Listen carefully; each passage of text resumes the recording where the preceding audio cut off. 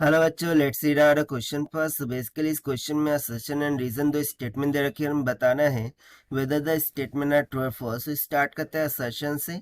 The maximum possible height attend by the projected body is u square by 2g, where u is the velocity of the projection. ये जो maximum possible height हो सकती है attend by the projected body, वो u square by 2g होंगे, जहाँ पर u velocity of the projection है। सो उसका रीजन बता रहा है कि to attain the maximum height body is thrown vertically upward. Maximum height को अटेन कराने के लिए बॉडी को हमें वर्टिकली अपवर्ड थ्रो करना होगा। तो चलिए इसको देखते हैं हम सोल्यूशन से। But before of it, let's talk about the key concept which we are going to use here for this question. So projectile motion में यदि हम बात करें maximum height की, so h का फॉर्मूला क्या होता है? h is equals to u square sin square of theta divided by twice of g। ठीक है, यही होता है। सो भाई इसी फॉर्मूले का हमें यहाँ पर यूज करना है। अब देखिए मुझे क्या चाहिए, h मैक्सिमम चाहिए। I want h S maximum. So H को मैक्सिमम कराने के लिए मुझे साइन ऑफ थीटा क्या होना चाहिए, मैक्सिमम होना चाहिए। अब साइन ऑफ थीटा की मैक्सिमम वैल्यू कब होती है? जब वो इक्वल्स टू 1 हो। That means to say that theta is equals to sine inverse of 1, जो कि कब आता है? 90 डिग्री पर।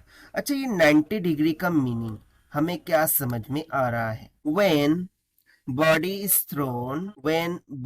is thrown वर्टिकली अपवर्ड, जब हम बॉडी को वर्टिकली अपवर्ड थ्रो करेंगे तभी तो जो एंगल है वो क्या बनेगा? 90 डिग्री। क्यों?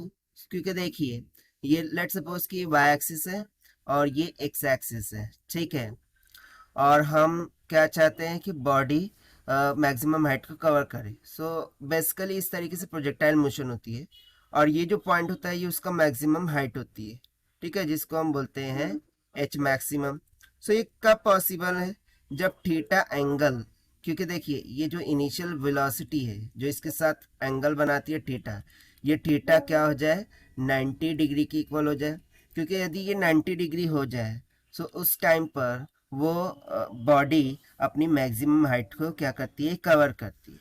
सो देखिए साइन 90 इज इक्वल्स टू क्या आ रहा है? 1 आ रहा है। सो इसको यदि मैं h में सब्स्टिट्यूट करके देखूँ सो देखिए क्या निकल के आएगा? h is equals to u square sine square of theta divided by twice of g, ऐसे ही फॉर्मूला है। So this is equals to u square sine of 90 degree that whole square divided by twice of g। तो sine 90 का value 1, 1 का square 1 ही रहेगा। सो यहाँ से मुझे सिंपली मैक्सिमम हाइट कितनी निकल के आ जाएंगी? U square divided by twice of g की इक्वल।